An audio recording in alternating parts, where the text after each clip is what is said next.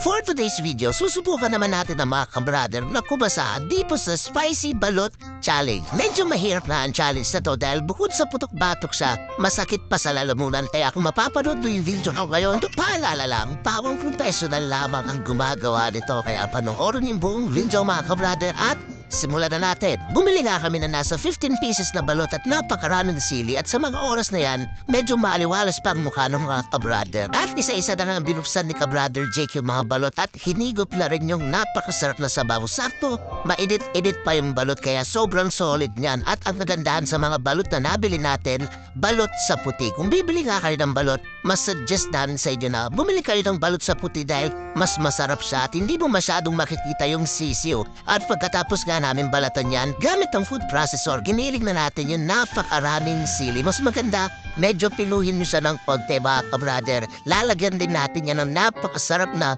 sukang balot. Sobrang tindi nga ng amoy ng mga sili, talagang masakit sa ilong. Pero kung ikaw naman ay mahilig sa manghang, sigurado akong mag-e-enjoy ka dito. At syempre, tinanong ko nga mga kabrader kung kakayanin ba ang challenge na to. Ano brother, kaya ba yan? Di natin alam, pero susubukan natin, brother. Brother G, sumasik minsan. Pinapapawisan na ako, brother. Wala pa.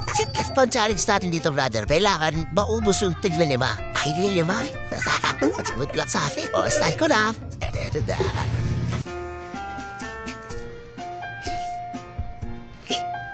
Tong ham. Sa palagyan, brother. Pangalawa.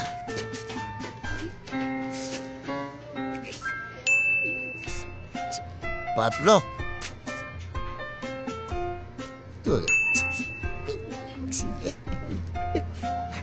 Ang apat.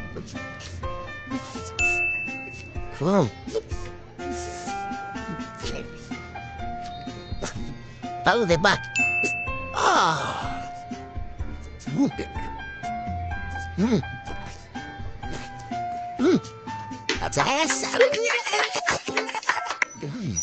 Una.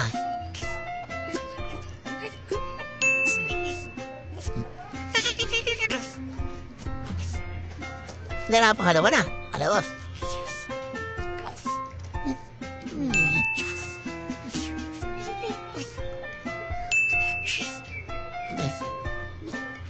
Dahil pa nga, panalong pa nabibilang ka dyan eh.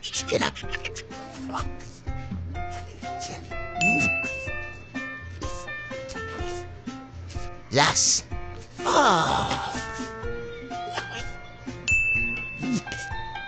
Una.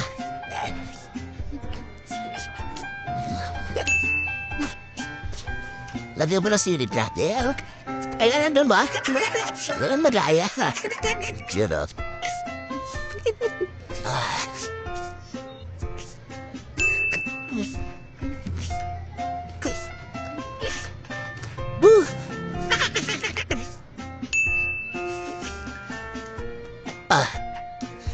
Mga apat.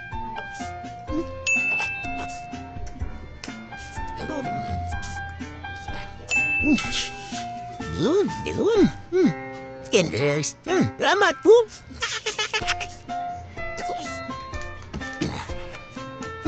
Kaya, basic. Oh my God!